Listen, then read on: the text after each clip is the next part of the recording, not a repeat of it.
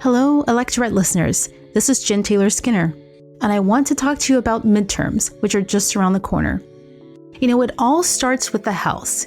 If we flip just 23 districts in the House, we'll take back the majority and finally put a check on President Trump and the regressive administration supporting him.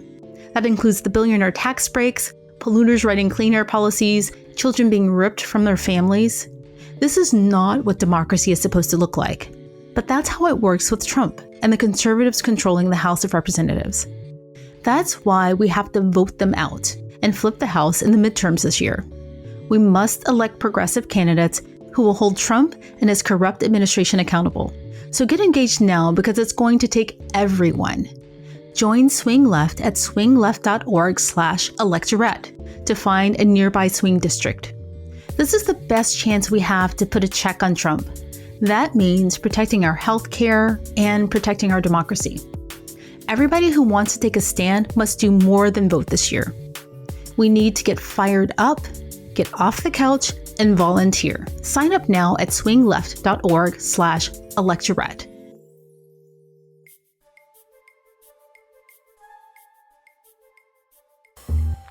I'm Jen Taylor Skinner, and this is The Electorette. On this week's episode, the Me Too movement and male redemption. Isn't that nice? Some say he groped them or exposed himself to them, and many paint a picture of a respected figure abusing his position.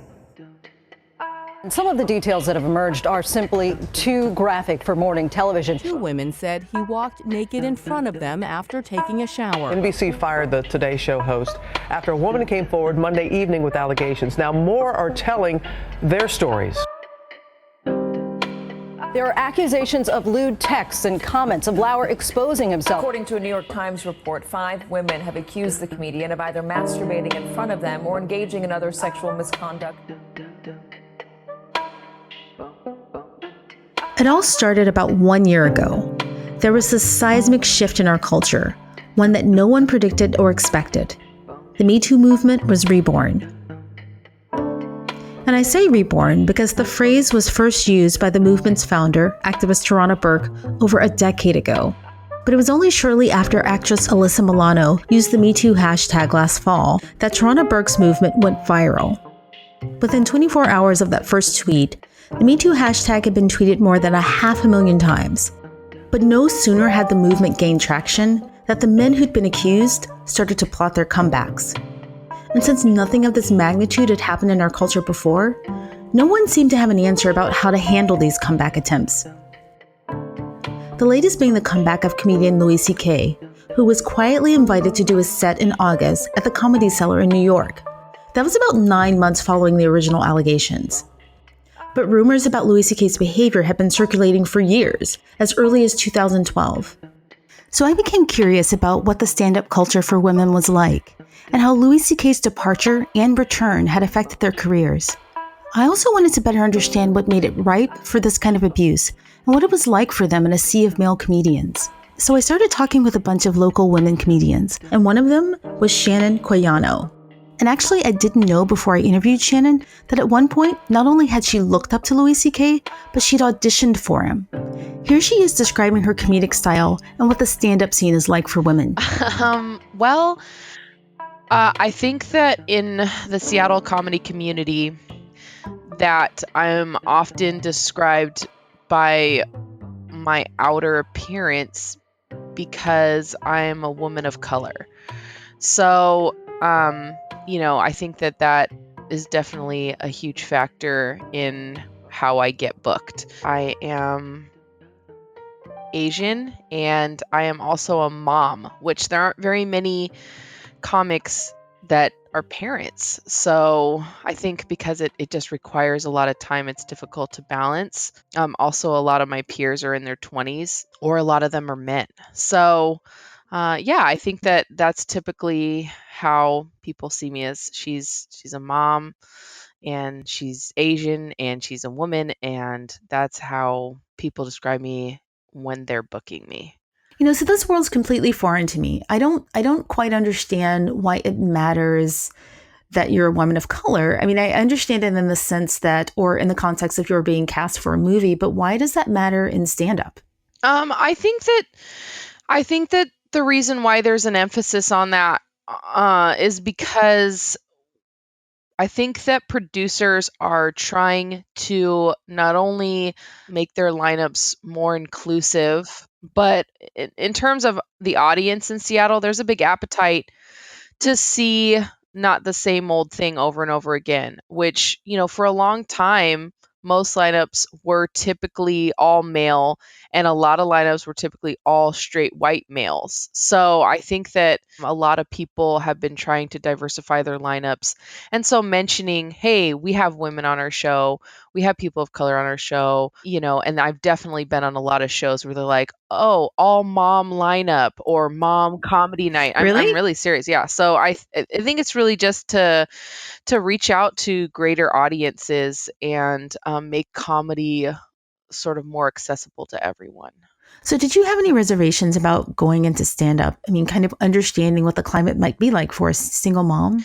Oh, yeah. I mean, when I first started, I think that at every open mic that I went to, there were probably 1 to 3 other women out of 40 people per open mic. You know what I mean? So, definitely when I first started, I was actually told to my face by many people that, like, this is a boys club.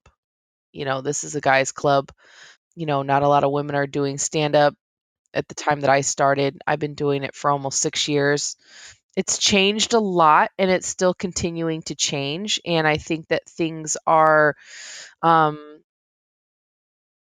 I think that things are looking a lot different now than they were when I started. But yeah, when I started, I don't want to say it was hostile necessarily, but there were definitely rooms where there was slightly more hostility. Also, when I started, I think that I kind of got one of two attitudes typically from most men, which is one, I'm not going to give you the time of day because you're new and you're going to quit. And, I think there was an attitude that like women don't have the balls to sort of stay in this atmosphere for very long. So, yeah, they just kind of were like, she'll be here a couple times, we'll never see her again.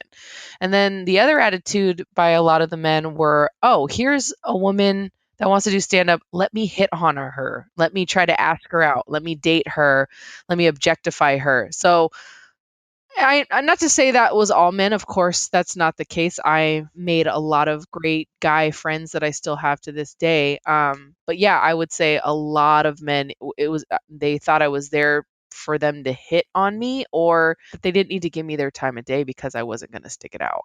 Growing up a little girl, did not even occur to me that doing stand up was something that I could ever do. It didn't even come into my mind because that's just not portrayed, on television. That's not portrayed in any of the comedy clubs. That's not, it wasn't even on my radar. And so as I became an adult and I started watching comedy on TV, watching like Saturday Night Live and knowing that I really enjoyed making my friends laugh in my group's circle of friends, enjoying that feeling, it was only then that I was like, well, maybe this is something I want to get into, but I was absolutely terrified. It took me years before I actually got on a stage. There was years of me secretly pining about wanting to do stand up and thinking like, this is not a reality. This is not something I'm going to actually be able to do. And when I was told it's a boys club, it was just apparent by like you just walk into any comedy show at that time period and you're like, oh, it's all men.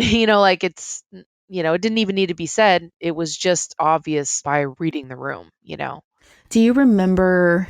I think it was maybe 2007 or 2008. Christopher Hitchens wrote this article in Vanity Fair, and it was titled something like "Women Aren't Funny." Do you remember that? And do you think that that's a perception that persists in stand up? Yeah.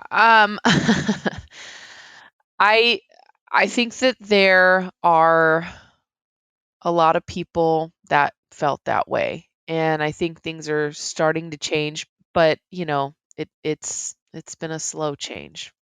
There was one local comedian that I talked to, and she said that, it's been a bit uncomfortable since Louis C.K.'s come back, especially when he comes up in the conversation with male comedians. And she showed me this social media post, and I think you saw that too, where there was one male comedian, he said something to the effect of he was glad that Louis C.K. had returned and that he was Louis C.K., as in like, je suis Louis. Is that surprising to you? Yeah, there are still people that are supporters of his, and I see, peers of mine fighting online about it, and a lot of people who are like, okay, man, you fucked up, and excuse my language. When I first started doing comedy, he was someone that I very much looked up to, for the simple fact that, he's a single parent and he has two daughters.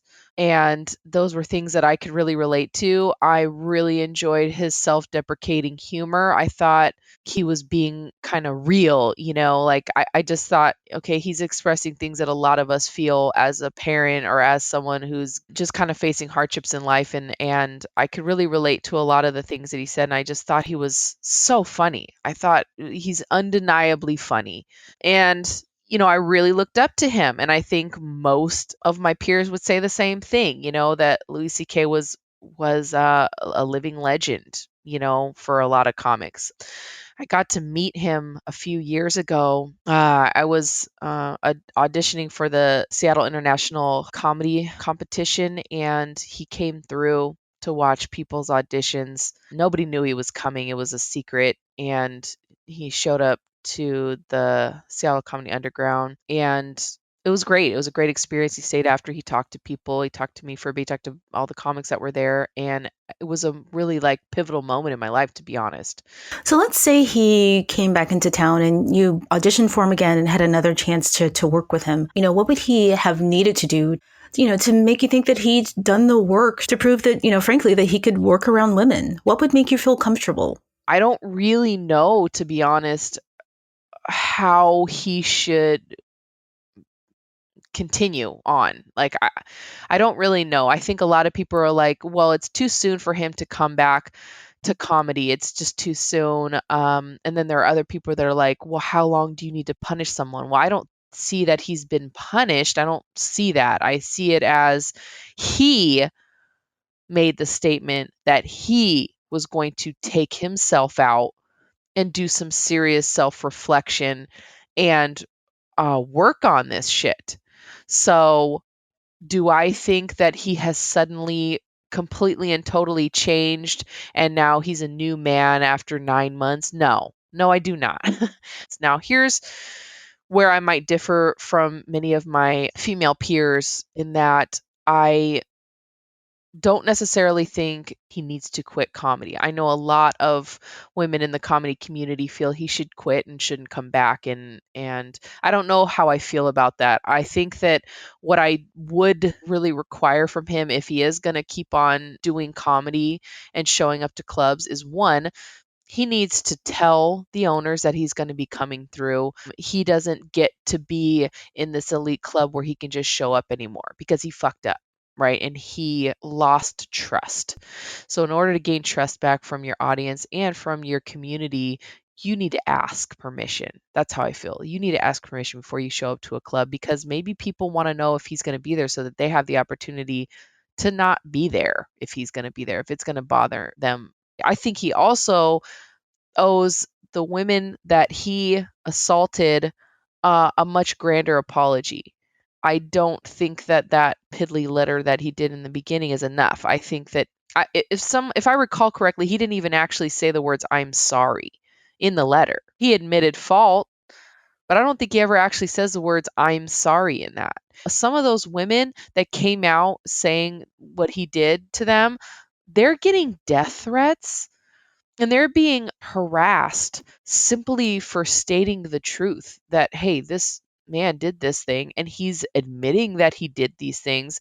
And yet somehow the women that went through this are being harassed online. It doesn't make any sense. And he needs to come out and he needs to fight for them and say, no, they didn't do anything wrong. I'm the one that did something wrong. And I feel like, okay, you want to do comedy again, Louis C.K., these are things that you should be doing, So that's where I'm at. I was thinking about the fact that, as a stand-up comedian, you don't have an HR department, right? And, what's that like for you? Like, what's your experience been like with men in relation to this, not having any place to go? I've experienced lots and lots and lots of sexual harassment in the comedy community, in life in general, but definitely in the comedy community, it's been pretty prevalent. You know, it sucks to say this, but I, for a long time, was so used to it that it didn't even occur to me that I should maybe make a stand. It didn't. That's how regular it was when I first started. When I first started, every time I went to an open mic, somebody had hit on me and asked me out, and I'm like, nah, seems would you do that in your workplace? I'm here to do the same thing you are. I'm here to perfect my craft. And I feel like there are a lot of men that show up to open mics or comedy shows specifically to hit on their peers. And I'm just like, that to me that would never occur to me as a woman. That would never occur to me to show up anywhere with the assumption that I'm going to go fuck a bunch of dudes there. Like that would never. So it's kind of like, why do men have that mentality? You know what I mean? Like I don't ever go into a space thinking like, oh, who can I fuck here? But I think that a lot of men do walk into spaces with that attitude. And, that's why the hashtag Me Too movement started, because it is so much, unfortunately, a part of most women's lives. I do want to get one thing clear, and that is that there are a lot of amazing, wonderful people in the comedy community, not just in Seattle, but everywhere I've gone and done comedy.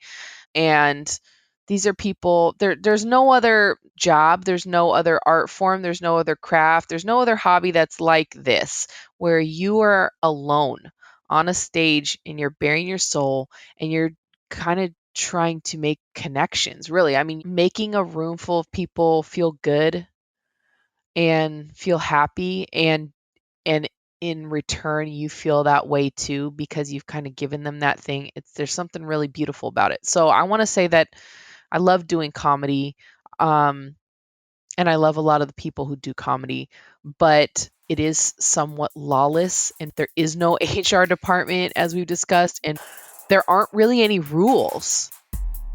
Traditionally speaking, is that he decided to ask. He went up to a random woman who he has no idea if she's gonna like him or not, and he walked up to her, terrifying. How do women still go out with guys when you consider the fact that there is no greater threat to women than men? We're the number one threat to women. Globally and historically, we're the number one cause of injury and mayhem to women. We're the worst thing that ever happens to them. That's true. You know what our number one threat is? Next, I talk with Kate Mann. We discuss the concept of empathy, which is the excessive extension of sympathy to a male wrongdoer over his female victim. We're actually seeing this play out right now with Brett Kavanaugh, but I'll let Kate explain that. So, in my book, Down Girl, The Logic of Misogyny, I primarily focus on empathy, where it's a case of a privileged male perpetrator attracting sympathy, compassion, empathy compared to his female victim when it comes to misogynistic behavior, particularly sexual abuse. And I've subsequently come to think that there are other varieties of empathy as well, where we tend to privilege male victims over female victims of similar kinds of crimes. But I think for the purposes of the cases that we're considering here, the sort of focal definition of empathy is probably the main one to work with, where it's a male perpetrator, female victim, and for some reason which, is on the surface quite mysterious, we seem to have more sympathy in many cases for him. So that's empathy.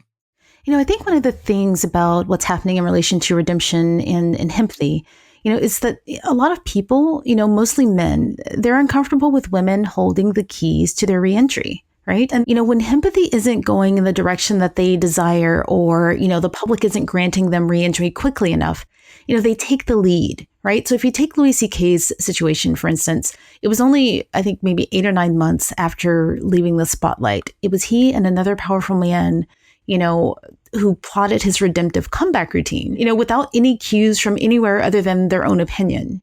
They both deemed together that he'd been away long enough. Louis C.K. in that case, he wrote the script for his departure and he wrote the script for his comeback, and he's basically announcing to all of us that he thought it was time for us to accept his comeback. Yeah, I think that's such a good observation.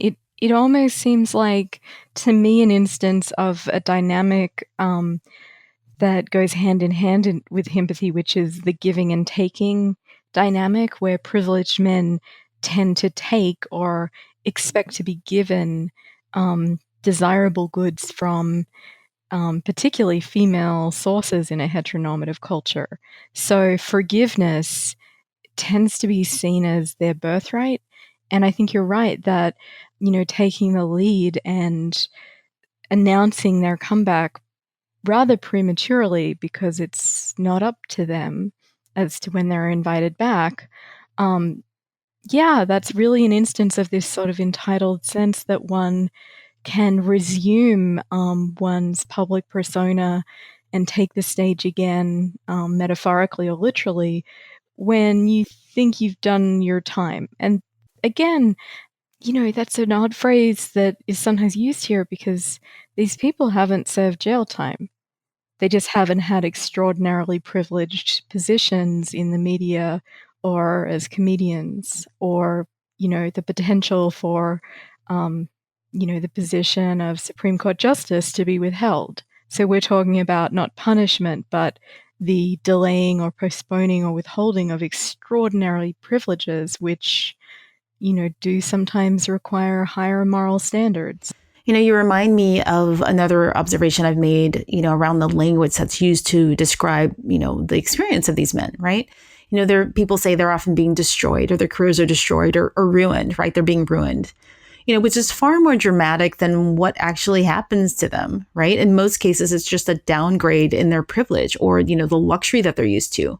And, I remember this one story about Matt Lauer, and there was a headline that said something to the effect that he was lonely in the Hamptons and he was sulking around the Hamptons, and I remember saying back then that, he's in the Hamptons, right? And it's just this grandiose level of empathy, this grandiose language. And it almost sounds like a martyrdom in a sense, right? It seems like, they look quite whole to me, in the sense of the civil law. It certainly, their reputation isn't what it once was, but it ought not to be. These revelations are credible. I believe Christine Blasey Ford, the professor who accused Brett Kavanaugh. I think her account is highly credible and, really should be taken seriously.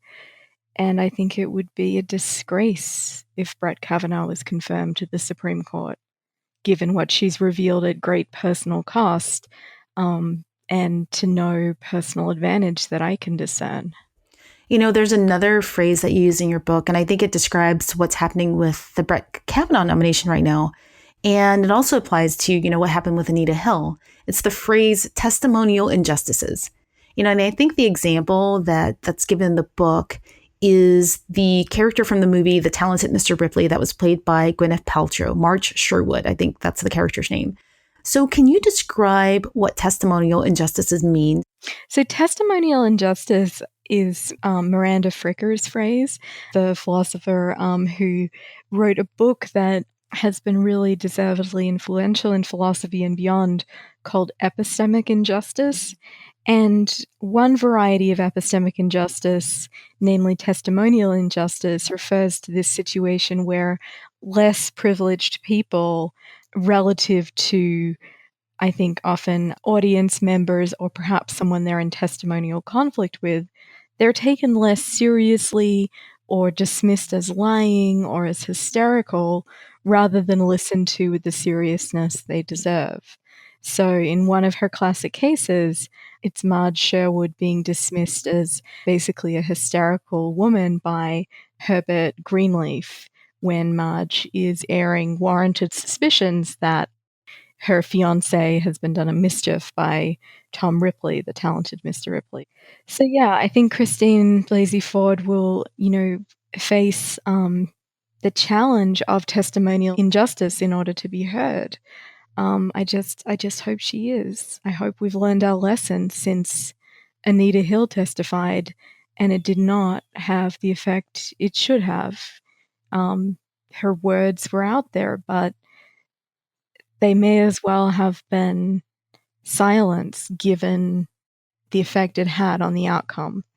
So one can only hope that her heroism and the example that she set and the injustice we now recognize will prevent a similar travesty of justice in this case. I find it quite moving thinking back to Anita Hill, given, certain of the parallels, although it should be noticed that women of color, I think, face an even higher degree of testimonial injustice, without a doubt. So that's something else to consider, the intersectionality here where, say, gender and race for a Black woman can play together to make a double source and even a compounded source of sui generis testimonial injustice.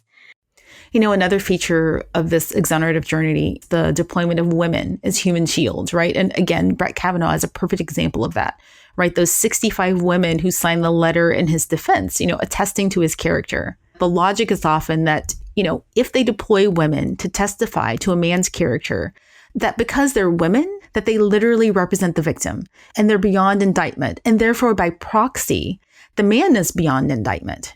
I mean, it's just such poor logic that it really defies credibility, that trumping up a certain number of women who at least are prepared to testify they weren't assaulted by a certain man. I mean, it makes as much sense as, all of the people who John Wayne Gacy didn't kill coming forward to, testify to his good character. It's absurd. A rapist is someone who rapes at least one person. One person's testimony is sufficient, when credible, to raise serious doubts as to whether or not they're a rapist, and that's what's happened in this case. Yeah, I mean, there is just this ludicrous aspect of bringing out a kind of whole parade of people who are testifying to someone's character when they can't, because it only takes one counterexample in the form of someone who has been assaulted by, in this case, a man, to make them a sexual assailant. Male redemption is a birthright, is part and parcel of what the Me Too movement should be resisting. Ryan Reynolds here from Mint Mobile with a message for everyone paying big wireless way too much. Please, for the love of everything good in this world, stop. With Mint, you can get premium wireless for just $15 a month. Of course, if you enjoy overpaying, no judgments, but that's weird. Okay, one judgment. Anyway, give it a try at mintmobile.com/switch. Upfront payment of $45 for 3-month plan, equivalent to $15 per month required. Intro rate first 3 months only, then full price plan options available. Taxes and fees extra. See full terms at mintmobile.com.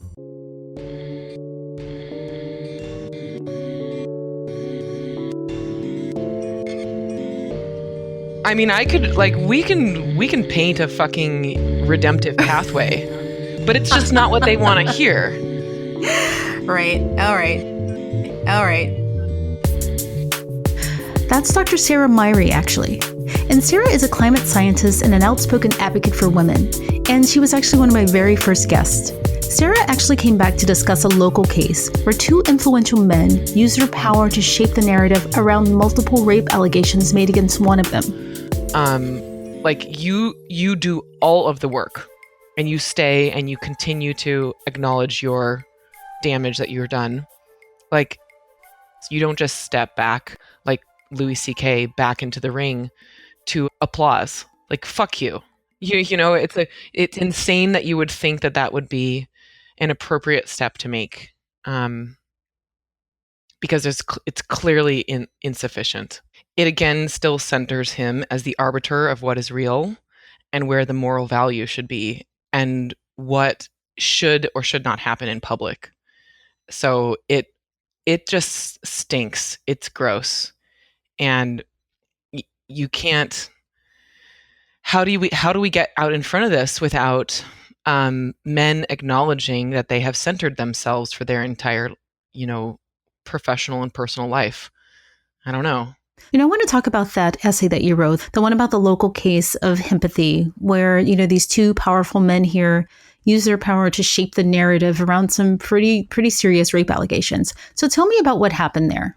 So let me give you some context for why I wrote the piece that appeared in Crosscut, which is a Seattle area publication. So this is about accusations that Dave Meinert, who is a power broker in Seattle's nightlife scene and restaurateur, started an event called the Capitol Hill Block Party.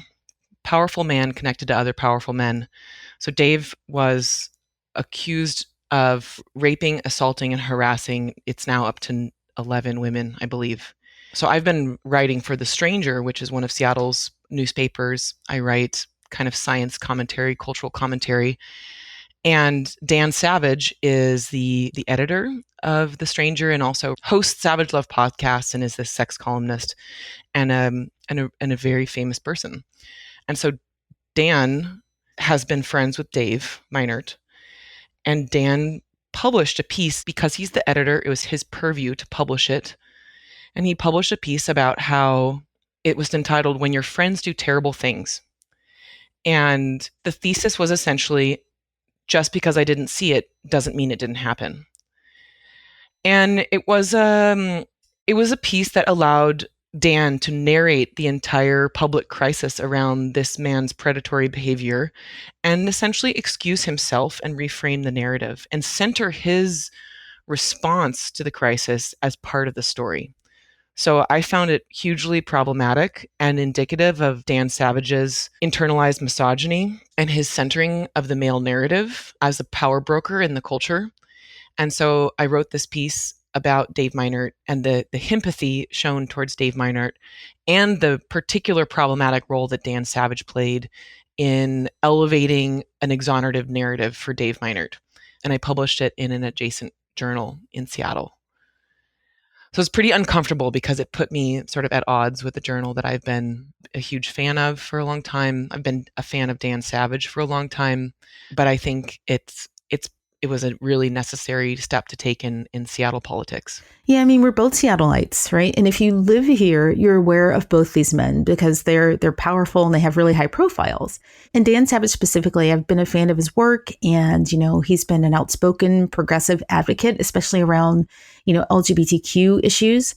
So I find it really curious, this need to elevate the character of another powerful man, right? And his need to kind of nudge the public's empathy for his friend, and the fact that supersedes his desire to elevate the experiences of the victim, and I found that quite disappointing. Yeah. And there's this blind spot in this male behavior that because these men are so powerful in the culture, they can perpetuate this narrative over and over again with their editorial choices and their ability to insert themselves into the narrative. And in doing so, they paint themselves as heroes. They paint themselves as coming to terms in a new way, as if their struggle to understand this information is a part of the news cycle as well. It's a really toxic and problematic paradigm that they perpetuate because they don't see how they are centering themselves and their power in the culture and in the narrative around them. What that does is it erases the women, in this case, almost a dozen women that have had their lives hijacked, that have had trauma, that have had to supplicate to an abuser. All of the damage that was done gets erased because the narrative becomes, oh, Dan Savage, just because he doesn't see it doesn't mean it didn't happen. I don't care about that. What I care about are the women on the back end of this abusive man in the culture. And I read that Dan Savage piece, and I think that, even the title, My Friend Dave Meinert, the title itself kind of frames the whole story in this redemptive light, right? It sets the tone for how we're supposed to feel about Dave Minard. Before you even begin reading the piece, it pushes the reader, which in this case is the whole city, it pushes them towards this narrative where his friend is forgiven, whether you want to grant that forgiveness or not. Yes, exactly. It puts him in a position where the exonerative narrative and the pathway to redemption is the next logical follow. And it plays upon all of our goodwill to think about people as being ultimately good, but having made bad decisions. And that's not what journalism is for. Journalism is for revealing the stories that underlie the public figures around us. It's for toppling brokers of power that are corrupt. That's not the role of journalism in this space, to continue to tacitly turn towards the centering of the male narrative in this. Because when you do that, at the core of the culture, the culture is not just, news and reporting, it's personality, it's power brokering in that space. It's the charisma around these particular individuals that have garnered this much personal currency and power. They hold the keys to the fucking candy stores. That's why this matters so much, is that their response in what they think of as a small microcosm actually shapes what the culture does behind it. And we're talking policy, law, the fate of people's lives, how money is spent, where moral attention value is focused. It all follows. So they get to exercise all this power without any real attention or responsibility to the consequences of their power being exercised. I think one of those consequences is the erasure of the victims, right? And, when I think about the entire cycle, from when allegations first surface to, when the perpetrator responds and goes into exile, right? To the end point, when there's an attempt to make a comeback. And that last part of the cycle, there seems to be this almost desperate need to erase the victim's story. Yes. Because if the victims are visible, that takes away the purity of the redemption. Do you know what I mean? Yeah. It complicates, it colors the water, it pollutes the story. And we love the redemption narrative of falling from grace and bootstrapping yourself back into a place where you've made amends. And I think this narrative, it forces women and feminists like you and I into this really hard corner where we have to be very clear about how upsetting this all is. So we then get framed as problematic as well, because we've had it. We are completely frustrated with the centering of the narrative focused on male redemption. And so we pay a cost in this dynamic too. Wouldn't it be nicer if we were just agreeable and passive and went along with the framing of these men? I mean, who doesn't want them to, recover and resume their life? So these thematic pieces that come out that are derived from the bias inside of our culture that biases the positive norm to be men, and women are adjacent to the men always. And we are not centered upon. Our values and our views are peripheral. And so the victims then also become peripheral and then subsequently erased. So no wonder we're kind of frustrated and out in public saying, this doesn't fly for me. We would like to do better in terms of the way we do reporting and justice for people that look just like me with the same kind of experience of harassment and sexual violence just like me. So it feels kind of impossible, like we just don't win in these spaces as women in public trying to say no. Sarah, for some reason, when we were talking, I kept thinking of the movie The Birds with Tippi Hedren, of course, and Alfred Hitchcock. So do you know about the story between Alfred Hitchcock and Tippi Hedren? No, I don't know the story of that. So he used his power, and he was rumored to be a misogynist, actually, and controlling and even predatory at times, right? And supposedly he was obsessed with Tippi Hedren. He would punish her on the set for rebuffing his advances. And at one point he threatened to ruin her career, which he actually did. But I remember her telling the story I think she wrote a memoir, and that's the story about the bird attack scene, right? So apparently she had been told that they would use mechanical birds on the set. But on the day of the shoot, she was told that those birds weren't working. So they had to use real birds. So basically, Alfred Hitchcock directed the staff to throw live birds at her for 5 days straight. Wow. Right? So it was only after one bird kind of pecked her too close to the eye that she panicked and she said she'd had enough. Oh, right? But it just yeah. reminded me of that kind of power dynamic and, people kind of torturing her in a sense at Alfred Hitchcock's command. And it made me think about how we protect male geniuses, as what we consider a male genius or men in power, over the victim. And we bury the victim's experience. And we also bury the need for their recovery. Totally. Yeah, I know. And it just flies in the face from the bodily experience of being a woman in the world and having experienced sexual violence and sexual trauma and the demeanment and the shaming that comes along with all of it. There's a lifetime of work to be done inside of your own comfort in public and like how you broker intimacy with a man subsequently.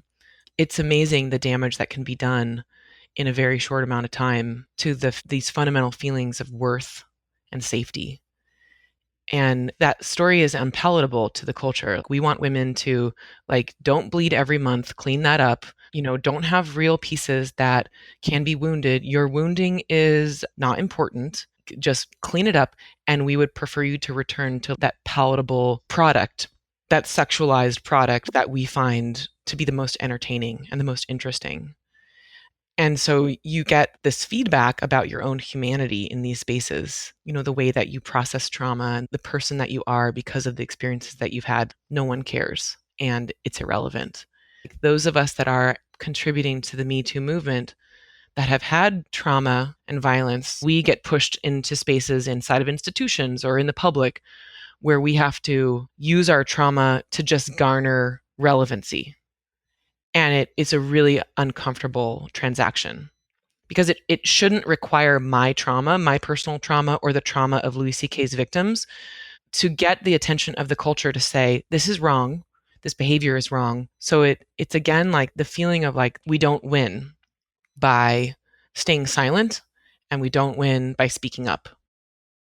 But in the end of the day, I'm a woman who goes home to a relationship with a man that requires the vulnerability to look at all that trauma and look at all this compartmentalization. And it hurts us in the end. And it doesn't seem like there's any currency in the culture to be concerned about that. So originally I wanted this episode to help clarify, what the exonerative pathway looks like, right? Because there seems to be a void there and no one has a clear answer to what the redemptive pathway would look like, right? And so I was thinking that, when the victim doesn't fill the void, in that case, it's women, in the cases we've been talking about. So when the victim doesn't fill that void, someone else will.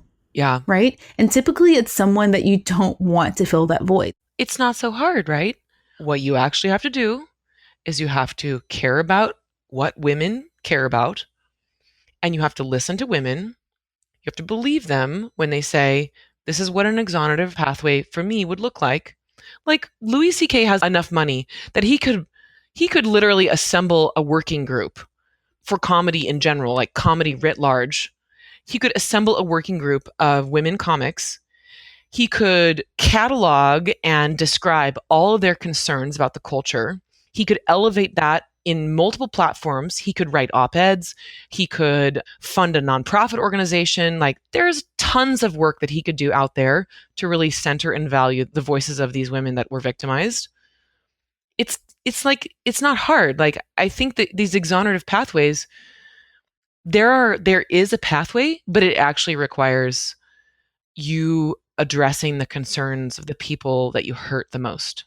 And when you don't do that and you try to step back into public life, what it shows you is that you didn't learn anything. You just took a break. You took a long vacation and spent some money somewhere else. And some of your projects went on hiatus, but you're back at it. And that's how you think this works. And so it reveals, even at a deeper level, the misogyny that characterizes the worldview of these men. So it shouldn't be this hard, but it is. And there is a pathway, but it's hard. and that's the problem.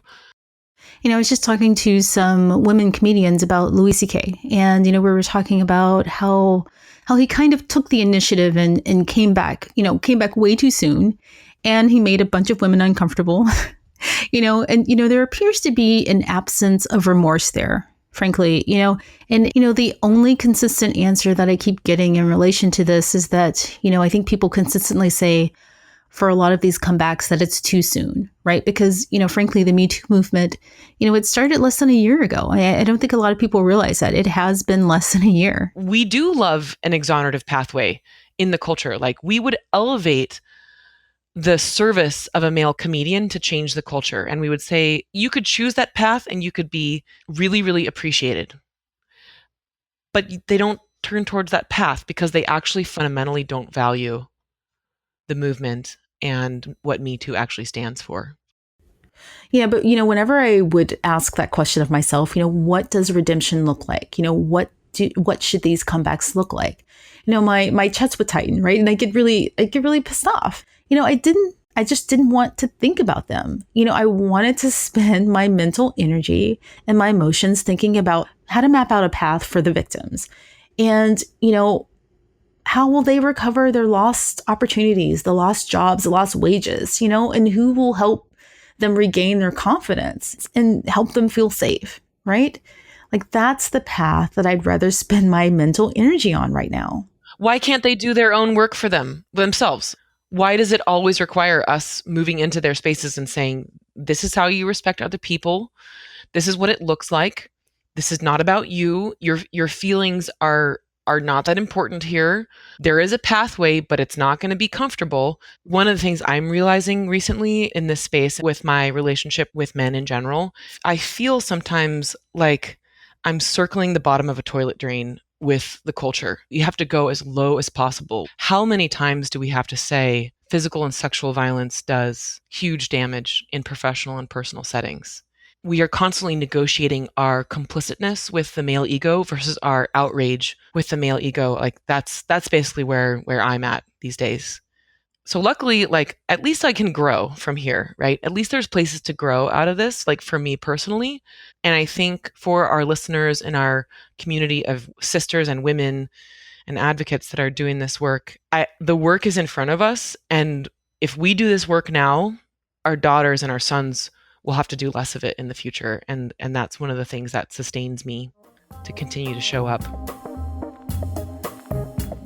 I hope you enjoyed this episode. And just a friendly reminder that we need all hands on deck for this year's midterms, because it's the House that counts. Volunteer with Swing Left and help put a check on Trump. Join us at swingleft.org/electorette